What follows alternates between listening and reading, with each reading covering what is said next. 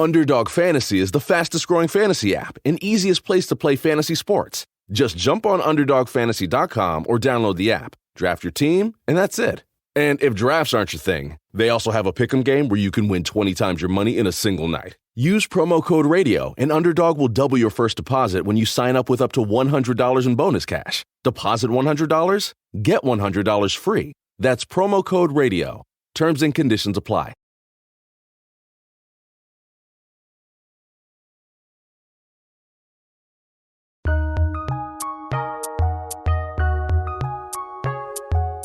Welcome to the Fantasy NBA Today podcast.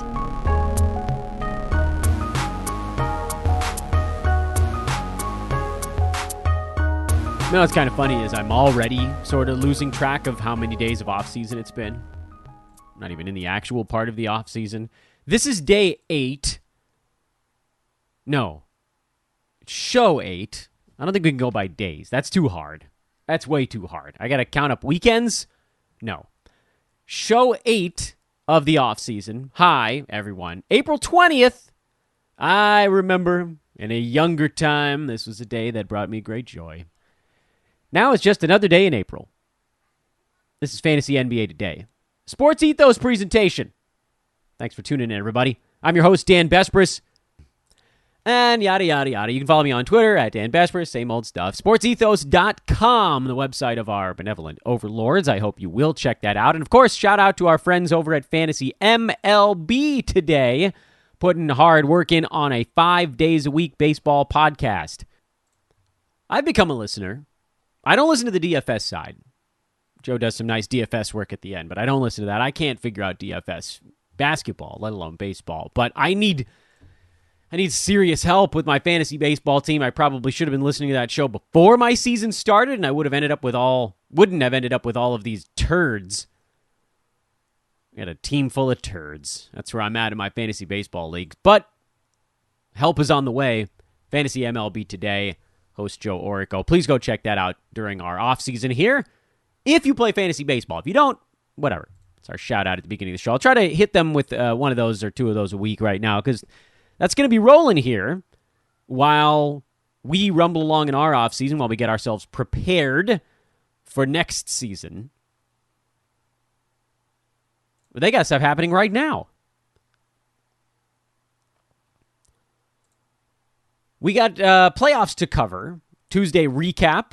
We've got a Wednesday look ahead. But here's the thing, though. I mentioned on yesterday's show, I think what I'm going to do is not actually really do a recap of necessarily the night before stuff, so much as talk about the upcoming games, because it's really about betting them at this point, and then what you learn from the previous ones. So, like, for tonight, Brooklyn, Boston, Philly, Toronto, Chicago, Milwaukee. You're talking about games that happen on Sunday and Monday. We can kind of harken back to those. Although it is worth pointing out that as we talked about some of these Tuesday games, Atlanta did not cover, but the under, actually, it ended up middling. The game finished in between the opening and the closing lines. Opened at, I think it was 221, and then dropped down to 217. Where did it close? Let's make sure we're getting that thing right. No, it actually came back up. It came back up to 221, so it did hit the under. Cool. You know what? I'm misremembering. That started at 217, and it climbed to like 219, and I said, that's interesting. But it needed to get even higher before the under hit, oddly enough. Game 2, the under hit. That was one just because you kind of figured the game had to slow down a little bit from Game 1, and it did. Went under by a bunch. That'll be a weird new number. T-Wolves did not cover. I said I liked unders and I liked underdogs, and some of that was right. Underdogs, less so. But let's talk about the Wednesday stuff, because Brooklyn is in Boston. Boston's favored by 4, total of 226.5, which feels low, given the fact that the first total was that same number, and it went over. Ended at 229. And it felt like it was going to go to 240. But the one thing I want folks to remember is it's not about the actual final number so much as it is what is the expected final number. Brooklyn shot 54% in that ball game. They shot the ball very, very well. Their expected final number was only about 106. So they went over by about 4 possessions thanks to just efficient offense. On the Boston side, they actually had more opportunities. They out-rebounded Brooklyn 43-29, and maybe that number kind of comes towards the middle a little bit. Boston was right around where they were supposed to be, about 115 or so. So that's how you get to the number. Game 1 should have been about 221, and then Brooklyn was good. But when you're trying to gauge how pace is going to play into a number, the thing you really have to take into account is, is something going to come back towards a mean, or is this what it's going to be now? You probably want to build in a little bit of slowing of the basketball game. But also, look, free throws weren't all that high. 24 apiece, that's not crazy these days. Turnovers were a little bit high, but nothing nuts. So you could actually see the teams, even if the pace slows down, you could see them kind of making up for it with more free throws or more made free throws or fewer turnovers or whatever it happens to be. I don't think the pace gets faster than the 221-ish that this thing was sort of supposed to come out to. But I do think that there are subtle things that could happen that would boost the offensive numbers. Could Kyrie Irving be much better? Probably not, but Kevin Durant could be a whole lot better, so those could kind of cancel each other out. But Brooklyn overall was very good offensively in Game 1. Do they slow down at all? So as per usual, I would look a little bit at the under, which, it's never going to be a particularly popular bet. People love overs, especially in the playoffs. People love overs. Numbers coming down, by the way. It opened at 229. It's down to 226 right now. So it actually has come off. The 226 that we were looking at is actually down a few points. Yeah, I still think there's a little bit of room on the under. I'm betting the pace of this one is probably going to come out near 218-ish. So there's a little bit of wiggle room there. As far as the side goes, I really don't know. Both teams I thought could have played better defensively. I don't know if the Nets actually can defend anybody. That's the other part of it. Can they? I don't know. Boston was very good offensively in that ball game, though. So not a strong feel on the side. Sixers, 1.5-point road favorites in Toronto. Raptors shorthanded as per usual. They just can't stay healthy. Everybody's sort of playing on, their limbs are sewn together on that ball club. I don't know that I'm getting in on the side. I think there's this expectation that Toronto's going to get back into it. The Sixers look like they haven't even hit top gear yet. Guys, we are so pumped to introduce some of our new friends, Vincero Collective. If you don't know Vincero yet, they're a premium lifestyle brand out of San Diego carrying watches, sunglasses, and more, perfect for men or women of any style. Why do I love Vincero? They're modern, they're ethical, with the goal of crafting premium lifestyle accessories for those devoted to growth in any and all aspects of life. Health, wealth, community, whatever. Visit VinceroCollective.com/hoopball to get a special 15% off and free shipping discount just for our listeners. Again, that's VinceroCollective.com/hoopball. Vincero spelled Vincero. Their products are stylish, they're of high quality, they're eye-catching, they're modern designs. The watches are stainless steel, durable silicone, and Italian marble straps.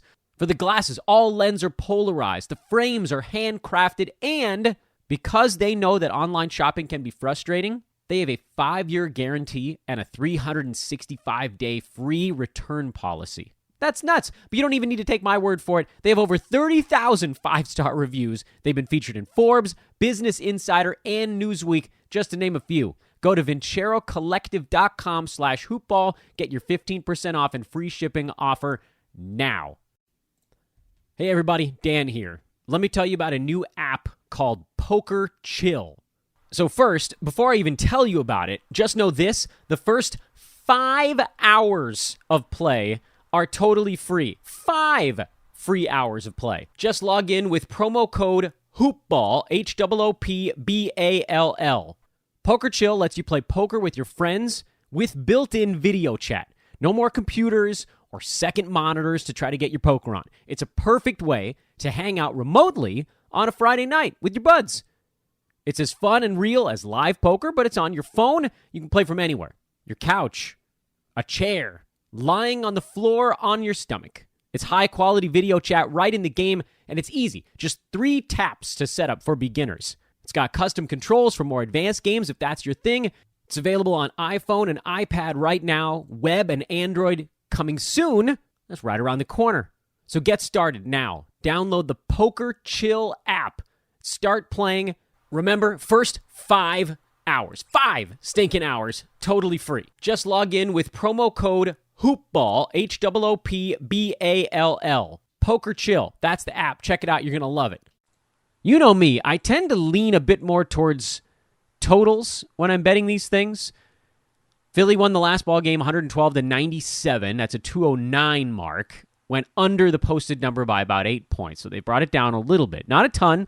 Opened at 214. It's up about 2 points since then, so it's climbing back near where the last one was. But again, if you look at these ball games and how things have paced out, you have to look to see where should the teams have been. Toronto should have been at about 104 or so they were under by about 7. Philly, their whole game was free throws, but they only should have been at about 98. So pace was not particularly high in this series. And I don't know that changes a lot. Toronto, I'm sure, would love to get out and run a little bit more than they were able to do. But I think Philly's disciplined enough that they slog this thing out. If they turn this into a half-court thing, they're going to win. Embiid's going to run. He's going to try to beat somebody down the floor, any big man. And if he does, he's going to clobber them. And if he doesn't, they can just slow it down. And if you're saying, Matisse Thybulle's not coming, he played 10.5 minutes in their last ballgame. Danny Green logged almost all the small forward minutes in Game 2. It'll probably be more competitive. Toronto's way better, or Philly's much better in their arena here. And playoffs are, I don't want to talk about the regular season. Playoffs are just sort of a different beast. But I actually think this game, this might be one of my more preferred unders, just based on the pace we've seen so far. The fact that it's going up is creating a certain amount of room for us, and we'll kind of wait and see what that looks like as it runs up towards game time. If that number starts bouncing around and getting weird, then maybe you shy away from it. But right now, based on the pace we saw in the last ball game, it feels like there's some wiggle room underneath. And the Bulls and the Bucks. More money coming in on Milwaukee than I thought with a 10-point spread. Total of 225 in this game. We've talked about this a little bit before. That last ball game that had almost no offense at all, 180-something final deal, 170-something, 179? Was that the final marker? Yeah. I mean, that's so far. We're talking about like 40 points under the posted mark for the next ball game. But here's the thing. These teams both went way under the expected number. Chicago should have been at about 115. They went under by like 30 points. They could not shoot at all. Couldn't make a three-pointer. Didn't get to the foul line all that often. The list goes on and on. But the only good thing they did offensively was they didn't turn it over that much. Milwaukee can't claim that. Bucks turned it over 21 times. Also didn't shoot the ball well and still won by 7. Missed their free throws because it was mostly Giannis. Milwaukee scored 93 points. They had an expected mark of something like 115, 116. So between the two ball clubs, I mean, this was like 117 and 106. Like, this should be at about 233. This, I think, is going to be one of the biggest swings between a Game 1 total and a Game 2 total. Forget the posted mark. I'm talking about, like, the actual final number. I think there's legitimate value on an overplay in this game, and I can't imagine that anybody really feels that way, that has any sanity left to them. Well, that's where I'm at right now. Going crazy. Idiotic plays. I think the Bucks cover, but at the same time, Chicago couldn't have been any worse. Milwaukee's almost couldn't have been any worse. This was like, we haven't really seen enough of what these teams want to do to make a good guess on who's going to win by how many points, which is why I think on the total side, you're going to get this kind of new, like a totally fresh set of fastballs from the two teams. They could just run the same stuff and see if it works better in Game 2, because it was really just nobody could make anything. It was one of those contagious type deals. No one could make a shot, so then nobody felt like they were going to make a shot, and at some point it's just sort of too late to switch that on anything. Let's pivot into our lesson of the day. This is lesson 7 on show 8. And I already told you what it was going to be on yesterday's show, but we're going to do it anyway because we kind of do it every year. And the lesson is get a bye. The value of the bye in your head-to-head playoffs cannot be overstated. Cannot be overstated. It's typically 2 out of 6 teams that make the playoffs that get a bye. So, if there were no bye and every team was equal, every team should have a 1 in 6 chance of winning the playoffs. And the top 2 teams should have about a 33% chance of winning a playoff league. But for a couple of reasons. Number one, not all teams are equal, so this doesn't exist in a vacuum. The first and second seeds in your league are probably a little bit better than the other teams. So even if you didn't have a bye, the 1 and the 2 seed would probably win a little bit more than 1/6 of the time each.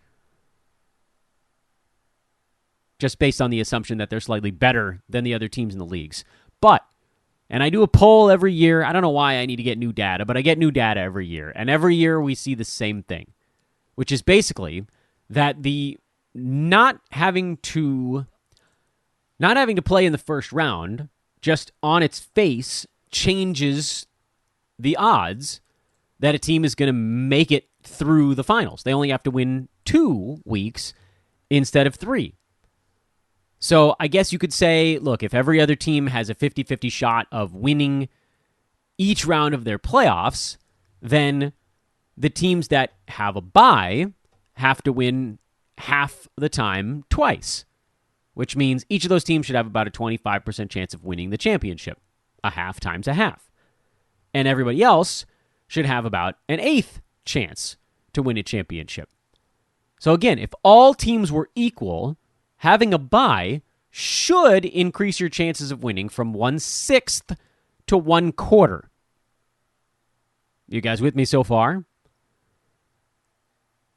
What we find out in the polls is a couple of things. Number one, the teams that are better at the top are going to have a slightly better chance of winning simply because they're better. But also, number two, and I believe this is the real reason, getting through the semifinals is actually way easier when you don't have to play the first round of your fantasy playoffs. And I suppose maybe that's a little bit self-explanatory, but I do think we need to go in just briefly on why. The main reason is streaming.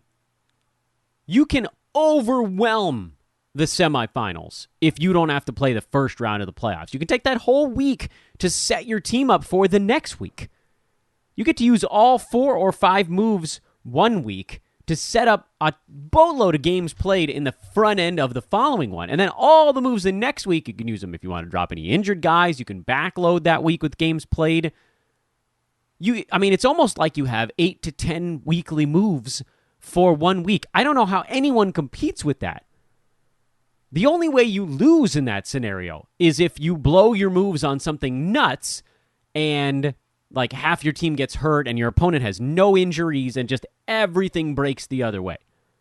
Which is possible. It'll happen, 1 out of every 10, 15 times, something like that. But most of the time, if you're using your moves wisely and you have 2 weeks worth of moves for 1 week, you're going to make it to the finals. And then all of a sudden, you got your first and your second place team that have this really high probability, and then they're playing each other. So obviously someone with a bye is in good position in your league. Well, the polls, they show us the same thing we always find, which is not only do 50% of the time the teams with a bye win. Again, this is in a vacuum, all teams equal. Each of them should win 25% of the times. That should be 50 for the top 2 seeds, but it's generally in the mid-60s. It's usually quite a bit higher than 50. Usually you're talking about 30 to 33, 34%, somewhere in that neck of the woods, per team with a bye. Probably a little bit more for the first place team, a little bit less for the second place team, just because of the path they have to take through the playoffs. And the fact that the first place team was probably a little bit better. But at that point, we're splitting hairs. We don't have to be that concerned with if the first place team is, 35 and the second place team is 30. Together, they end up in the mid-60s. In the mid-60s. This is a big poll, and I get it. Some of you are going to be like, Dan, my league so-and-so did so-and-so. Yeah, because that means mid-30s, someone else won it. But it's uncommon. It's uncommon. First place team won one of my head-to-head leagues. Second place team won the other. One of them I didn't even bother to look after the first, head-to-head leagues. As soon as I got eliminated, I stopped paying attention. But I know it was a 1 and a 2. Someone with a bye won the 2 that I was paying close attention to. And look at the other ones. It is mathematically incredibly important. And so it ties back into what we talked about yesterday, which is getting off to a quick start. Get off to a quick start. And this is very head-to-heady because you don't have playoffs in your Roto League. So this is one that really is much more for head-to-head players. Frankly, this whole show, post playoff betting recap, is really about head-to-head leagues. You draft a healthy team. You stream a little bit at the outset. That gives you the opportunity to, if you want to stash or whatever, try to build up a little bit of cushion. Probably don't punt more than one category, 2 at the absolute most, because otherwise it becomes really difficult to go better than 6-3 in a given week. It's really easy to lose 5-4, 6-3, but it's really hard to win more than 5-4, 6-3. So it's really hard to be a first or second place team if your biggest wins are only 5-4 and 6-3. You need some 7-2s and 8-1s in there if you really want to be in the top couple of seeds. And I get it. If you're punting 3 things and your team is super strong in 5.5 categories, that makes you really tough come playoff time. But here's the thing. Playoff time is a little bit of a crapshoot. So wouldn't you want to eliminate some percentage, a third of your playoff battles, to cut down on the crap shootiness of it? Hell yeah, you would. 65%. That's what we're generally near, between 60 and 66% of the time a team with a first-round bye wins the head-to-head playoffs. And again, don't get me started on them just being a better team. They are a little bit better. But we're talking already the bump from a 6th to a quarter. So instead of 33% for the top 2 teams, it goes up to 50. A 6th to a quarter. And then it jumps another 5 or 6% to almost a third, based on being able to stream hard in the first round. Well, I guess it'd be the semis. So the second round of the playoffs, the first round for a team with a bye, the semis.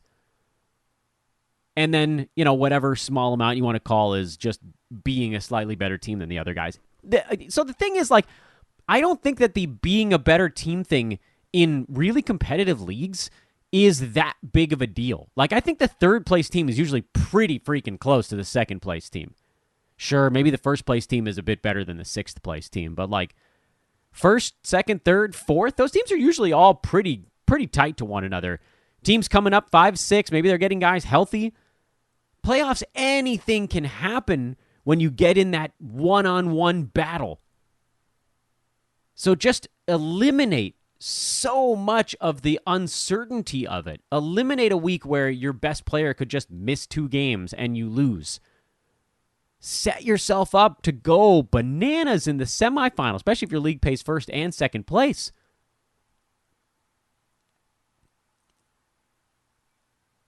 Get that first round bye. Do everything in your power to get that first round bye. Because I would venture to say that, even if you have to drop a 6th or a 7th round kind of guy to get you there, if your 7th round player has to miss 2 months or something, and you're thinking, oh, that's a good player, I don't want to sit on this guy. But if hanging on to that dude means you fall from 2nd to 4th place, I would drop him. I would drop him in December. even if they're going to help you in the playoffs, it's more important to get a first-round bye than to have one decent player. If we're talking about like a first, second, third rounder, yeah, you obviously have to sit on that type of guy. And, you'll have your IL slots, whatever they can cover for you. But getting the bye is one of the most important things. I would again say that it's as important as a 5th or a 6th round pick. Maybe more. Maybe, you know what? It's more. It's more. Because by the second round of your playoffs, you're probably within 2 or 3 weeks of the end of the season. Weirdos are going to start popping up. You're going to have top 75, top 65, top 60 values that just explode out of nowhere. Tanking teams, guys getting rested, whatever. Things of that nature. And you're going to be hard streaming anyway. So like the bottom 4 or 5 guys on your team are going to be in a constant rotation at that point. First round bye is the holy grail of head-to-head playoffs. You can win it without it. But you got to almost double the chance to do it with it. Because it just sets you up in so many different ways. Keeping today's short, ladies and gentlemen. Short show here on this Wednesday. Enjoy it. Back at you tomorrow, Thursday. More lessons learned, more playoff stuff. We'll see if we can get the sides and the totals for once instead of just the totals. I mean, I told you guys going into this, betting playoff totals is really more my thing, but I'm throwing leans out on the sides too and, taking a wet dump all over them.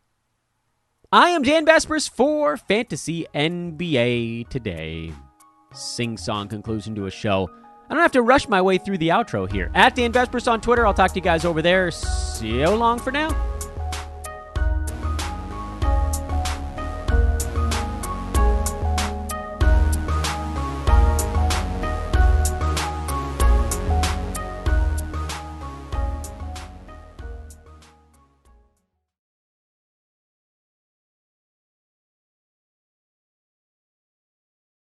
Underdog Fantasy is the fastest-growing fantasy app and easiest place to play fantasy sports. Just jump on UnderdogFantasy.com or download the app, draft your team, and that's it. And if drafts aren't your thing, they also have a pick'em game where you can win 20 times your money in a single night. Use promo code RADIO, and Underdog will double your first deposit when you sign up with up to $100 in bonus cash. Deposit $100, get $100 free. That's promo code RADIO. Terms and conditions apply.